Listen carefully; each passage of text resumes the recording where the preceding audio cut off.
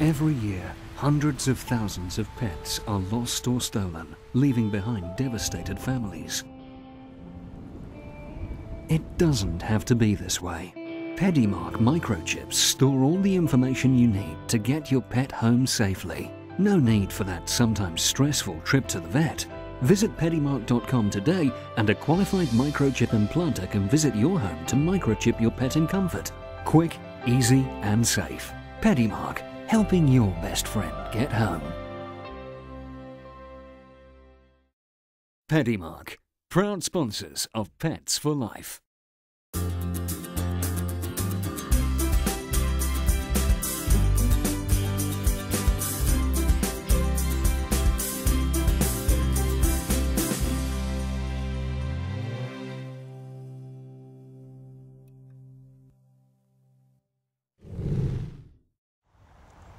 Hello and welcome to Pets for Life. Every year we spend around £4 billion caring for our pets, and that's a figure that's set to keep on rising. It would seem that we're a nation of animal lovers, but are we? Pet abandonment is on the rise. Last Christmas saw a record number of animals being abandoned, and we have to ask ourselves why. Throughout this series, we'll be joined by leading UK animal welfare charity, the Blue Cross, who will share with us their expert advice and a wealth of knowledge in all aspects of responsible pet ownership. A lot of people, when they go about buying a pet, do realise that it is a huge commitment for the lifetime of that pet, and they do put a lot of research into it. Sometimes we do see people that may not have considered everything that is involved with a particular breed or a particular animal, and that's where sometimes we find a mismatch in the home, and that's why they end up being given up.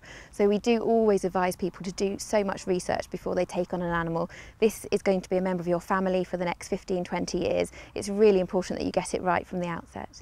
Cost is by no means the only consideration when owning a pet. Time is also a very important factor. Let's not forget, we all lead very busy lives. It's worth noting that the most popular pets, kittens, puppies or adult dogs, are classified as high maintenance pets. So, if you're considering a new pet, or even if you're looking for some extra advice on how best to care for your current companion, we'll be hearing from the right experts who will share with us their wealth of knowledge in responsible pet ownership. When I was a student, we were taught that dogs were domesticated about 15,000 years ago. But there's been recent research into DNA techniques, and researchers in California now determine that dogs were domesticated between 100,000 and 200,000 years ago. So as we became Homo sapiens, we also became dog owners. And dogs particularly have shaped human behaviour and enhanced our ability to do things down those many thousands of years. Without dogs, we would not have been able to become as adept at hunting or at farming. Without dogs, we wouldn't be able to undertake many of the activities that we do today. We recently met with Chris Taylor, who has provided us with some expert advice and useful hints on how to deal with some unwanted visitors that our pets may bring home. A flea is a wingless insect. They've been around in their current recognisable form for millions of years, a lot longer than human beings. They're up to around about 3-4 millimetres long. They're flattened sideways like that, and of course they get about by jumping. They are blood-sucking insects. Female fleas are about twice the size of male fleas. In the UK, there are two species of flea, the dog flea and the cat flea. The human flea is pretty well extinct in the UK. One thing to say is that dog and cat fleas, although they require dog or cat blood to complete their life cycle, they will not and they cannot A, live on humans. They'll bite you, but they will jump off as soon as they've bitten you, and B, they cannot complete their life cycle on human blood. So some good news. Wendy Stevens from Arden Grange is renowned for her experience and expertise in the nutritional needs of dogs. So we join Wendy and her German Shepherd Nick to find out more. I'm Wendy Stevens. Our interest in pet food started with our love of dogs. As far as Arden Grange is concerned, when we started it in 1996, the intention was to be able to feed companion dogs and cats optimally.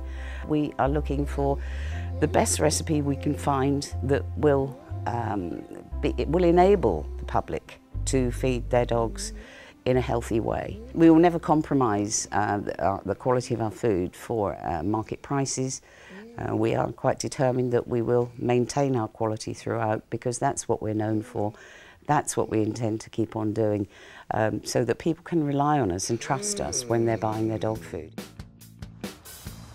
Jill Raddings is a professional animal trainer who has worked on big budget Hollywood films and ITV's Ad of the Year 2010. Jill introduced us to some of her stunt dogs. My name is Jill. I run a company called Stunt Dogs and Animals, providing and training all animals, farm animals, dogs, the film and TV industry. Dogs are my specialist subject, and I've brought along a little selection for you to see today. So who have we got here today? Well, this is Czech. He's actually a grandson of Wellard from EastEnders. Oh, he's starring in the sitcom showing on a Friday night on Channel 4 at the moment, Friday Night Dinner. Tori, that's the little cavalier. Tori, who's busy hunting. Then we have Cracker. He's a rescue, like a lot of our dogs are. Who's this little fella? This is George, George the pug. Good boy, George. George was in the Harvey Nichols commercial shown at Christmas. Last but not least, Sykes. I think most people recognise Sykes. He is the Think Box dog from the Think Box commercial, the one that does the ironing, mows the lawn. Harvey. His name is Harvey. They do a load of tricks and things, a bit difficult when they're all together, but... Tori, circle. Oh, she likes walking. Tori, up on your back leg. Good girl. Up. Good. Good. Stand up. Circle. Good. Put your feet up. Stay. Good boy. Put your feet up. Stay. Good boy, Czech.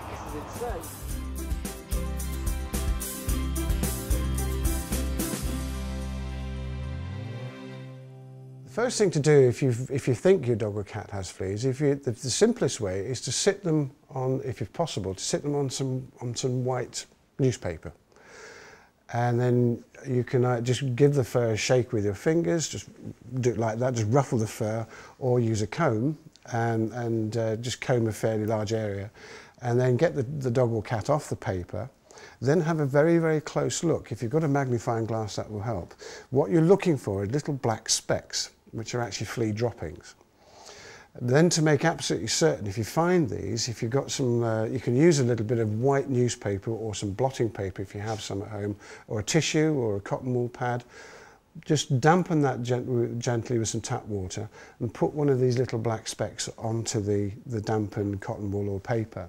And within a few seconds, you'll see if it is flea droppings, it will turn red, because the flea droppings are just pellets of dried blood.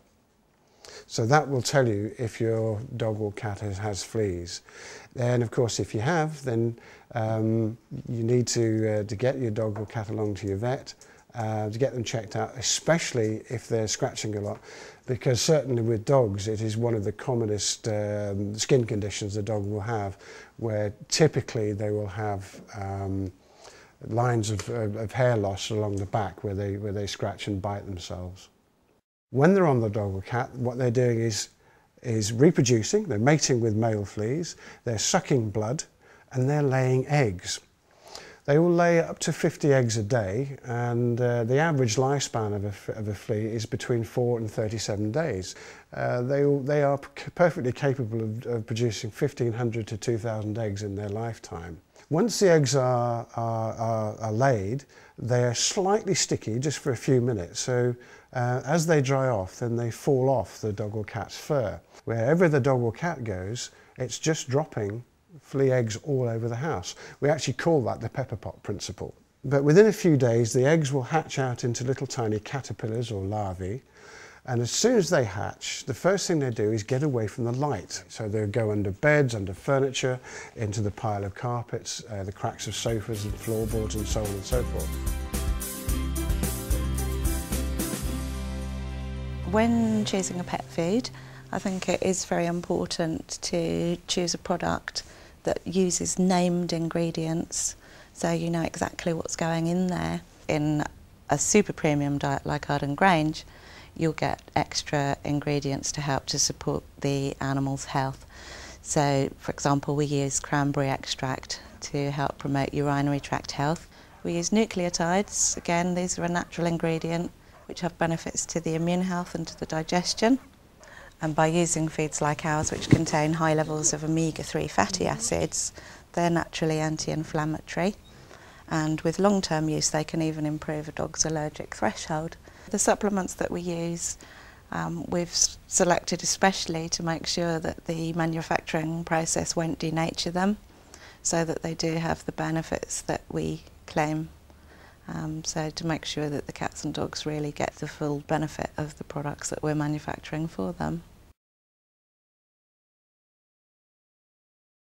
Once they've found somewhere deep and dark and secluded, they will feed on, this is the disgusting bit, they will feed on bits of you, that is humans and dogs and cats. In other words, the skin cells that naturally fall off your bodies every day of your life, which is what we call house dust.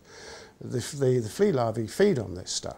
And then eventually, just as a typical insect, just like butterflies, just not as pretty, they do what we call pupate. They develop into chrysalises or pupae. And when the pupa develops, it initially has a very sticky coat, and any grit in the environment is stuck onto the outside of the pupum. And this is a really important part of the flea life cycle because it gives them like an armour coating. So the pupae will sit there quite happily for up to 12 months in your house, waiting to hatch out, waiting for a blood meal to come along. But with the right amount of vibration coming by, the pupal case will split and the adult flea will jump out in less than half of 1 second onto the target. So when a female flea jumps onto your leg or your dog or your cat, the first thing they do is they stick their little mouth parts into the skin to try and suck your blood. But they have this very, very interesting trick because the diameter of the pipe or the siphon that they stick into your skin is very, very tiny. So under normal circumstances, if they try to suck your blood, the blood will clot in the tube. So the first thing they do is inject some of their saliva into you, which contains an anticoagulant. It's really clever. And then they start sucking your blood.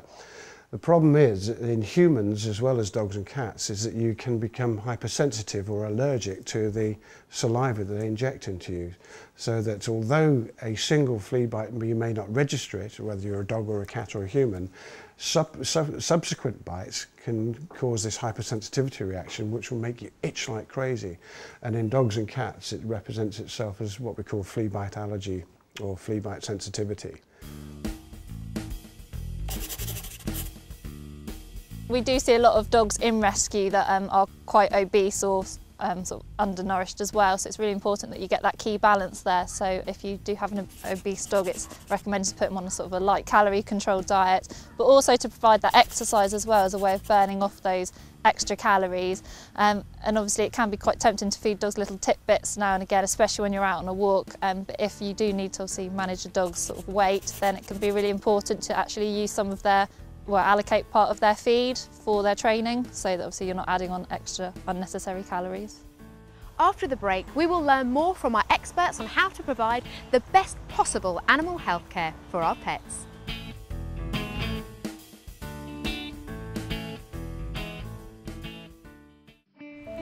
Every year, hundreds of thousands of pets are lost or stolen, leaving behind devastated families. It doesn't have to be this way. PediMark microchips store all the information you need to get your pet home safely. No need for that sometimes stressful trip to the vet. Visit PediMark.com today and a qualified microchip implanter can visit your home to microchip your pet in comfort. Quick, easy and safe. PediMark, helping your best friend get home. When it comes to your best friend, only the best will do. So you won't find artificial colours, flavours or preservatives in any of our recipes. Only the highest quality ingredients are carefully selected for our range of delicious naturally hypoallergenic diets. Extra nutrients and natural supplements are also added to help promote optimum health on the inside and out. Find out how to make the change to Arden Grange. Your pet will thank you for it.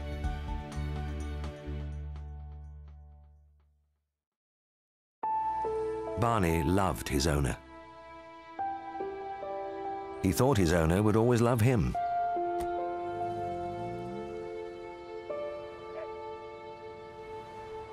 Hungry, frightened, and alone, Barney is just one of thousands of animals taken in by the Blue Cross every year because nobody wants them.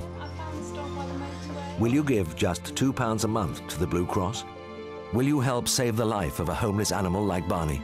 He relies on us now, but we rely on you. £2 a month can help us go on caring day after day until we find just the right home for Barney, however long it takes. I don't think so. Thank you so much. I'm sorry. Okay then. Sorry, we'll look at it. Okay, bye-bye. Please help. Visit our website and give £2 a month. We're counting on your support. Welcome back to Pets for Life. In part 1, we caught up with dogs expert Wendy Stevens and Jill Raddings, who will be returning with more nutritional advice and some thoughts on the emotional bond that can be built between owner and pet. Chris Taylor will also be back to give us further insight as to why both animal and home should be treated for fleas. But firstly, let's head back over to find out more from our animal welfare experts at the Blue Cross.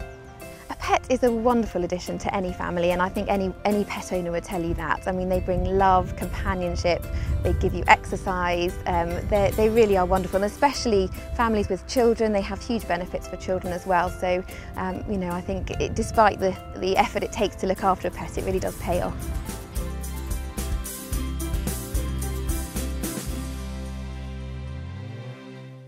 Under optimum conditions, an adult egg-laying flea will produce another adult egg-laying flea in 12 days.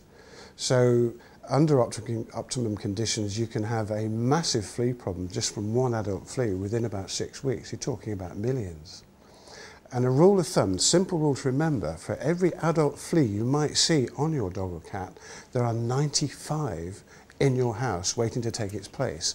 That could be eggs, larvae or pupae. When you're thinking of controlling fleas, there are two important aspects.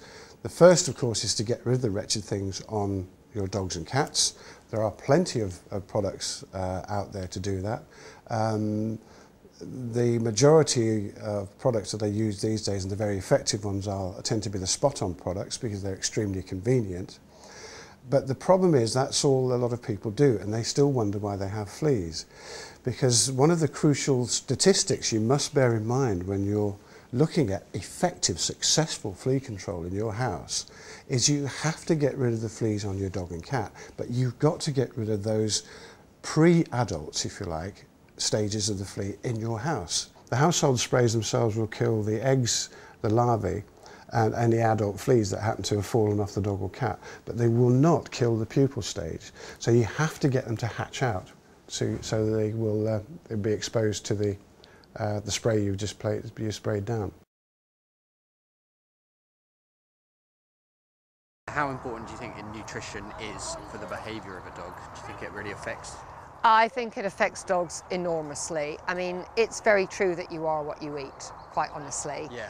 And dogs are just as much an example of that. And I know I've had a lot of owners that when I've had the dog in for the 3 or 4 weeks when I've been training it, have noticed a difference in the look of the dog when they get it back, and they've changed off whatever it was they were feeding the dog and put them onto Arden Grange. I think it's very important to use food rewards when training your dogs.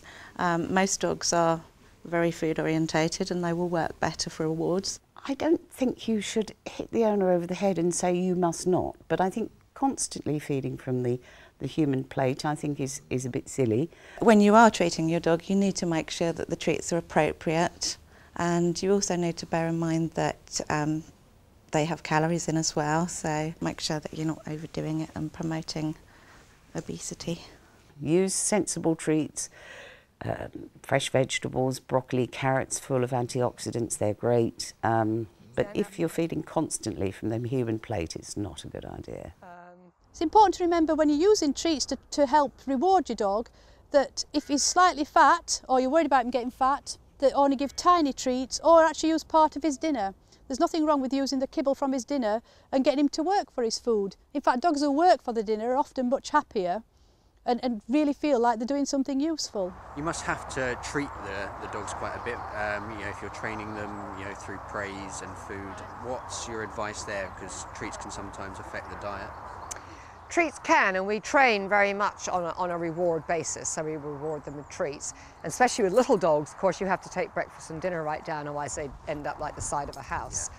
So we do a mixture. We treat them with bits of Arden Grange dog food, and also we do actually use frankfurters, just to have something that's different. So we put a bit of food on the end of a stick so we can get an eye line where we can't get. And obviously it needs to be something soft that you can impale for that. Some of you may have already come across a situation, for example, where you've been away on holiday for 2 weeks and you walk through the front door of your house and you're attacked by swarms of jumping fleas. That's simply because the house has been absolutely quiet while you've been away on holiday. And as soon as your foot falls on the floorboards in the hallway, it sets up vibration. And a ripe, if you like, flea pupum or chrysalis, once it feels that vibration, which would normally, of course, would be a dog or cat walking by, but a human will do, within 0.4 or 0.4 of 1 second, the actual coating of the flea chrysalis will split and the adult flea will jump out and land on whoever or whatever it was that caused the vibration. So you have to take these measures for the dog and cat as well as the household. The household is slightly more difficult, but it's not impossible. You need to use a licensed environmental spray, an insecticide which is licensed by the Health and Safety Executive. You follow the instructions, it always helps. But as soon as you've sprayed one of these sprays around the house, making sure that you spray in all the dark areas, move furniture, spray under sofas, spray under the bed, in particular the bed.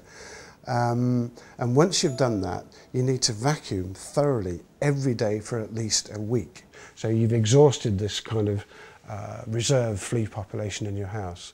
This is the EpiPro Spot-On pipette with a unique opening feature. It has to be opened by pushing blue to blue and turning around and going white to white, and the top comes off. But this is what's really unique about this product, because when you turn it upside down, it doesn't come out. It only comes out when you squeeze the reservoir. This means that you can put the pipette down, nothing comes out, get your dog or cat under control, and then you can pick the pipette up, squeeze it, and then put it on when you're ready. In conjunction with putting the insecticide onto the dog and cat, it is absolutely vital that the pre-adult life stages of the flea are controlled as well. One such product for one such household spray is Indirex, which contains something called pyriproxyfen and something called permethrin. But the permethrin kills any adult fleas, eggs and larvae within seconds. They are designed with human beings and human safety in mind. Yes, they're lethal to insects, crawling insects and jumping fleas and so on. But they are, as I said, monitored by the Health and Safety Executive, and only those that are authorised by them are allowed to be sold in the market. Costs of owning a dog, so you've got things to think about: insurance, medical costs, yearly vaccinations, deworming, defleeing, and food. That's another consideration. So to get a good quality food is not always cheap these days. So you have to make sure you can afford that. I think you need to make sure that everyone in the family wants dog as well. You don't want someone who's a bit on the fence or who isn't sure, who may just ignore the dog and not give it a particularly rewarding time. So making sure that everyone in the family is able to contribute and help with the dog's training and care, definitely.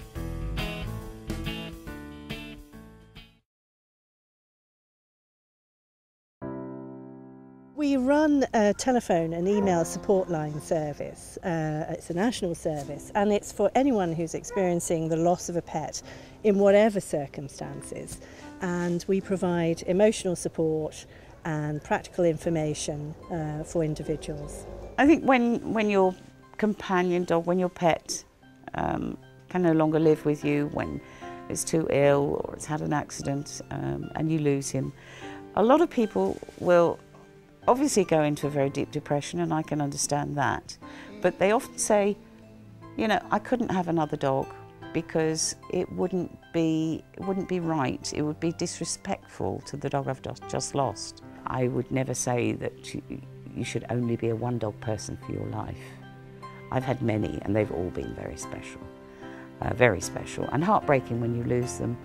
But hey, there's another little person around the corner looking for your care and attention. And as I say, he will soon find his way into your heart. The Pet Bereavement Support Service is open every day. We're open from 8:30 in the morning right through to 8:30 in the evening every single day. And we've got wonderful volunteers throughout the country who respond to calls on the support line. And for anybody who would like to make contact with the service, please, yes, do call us on 0800 096 6606, or alternatively, if someone would prefer to write to us, then please do email us at pbssmail@bluecross.org.uk. There are so many ways for us to love and care for our pets, but we do need to invest both time and money. Studies have shown that contact with animals can bring many health benefits, and we will be looking more closely at pet power in future episodes. In the meantime, there is a wealth of information out there to help you decide if a pet is right for you, and indeed what kind of pet you should choose. But never forget, it's a commitment for life. In the next episode of Pets for Life, we'll be exploring more of the issues surrounding increasing pet abandonment and how we can all provide the best care possible for all of our animal companions. See you next week.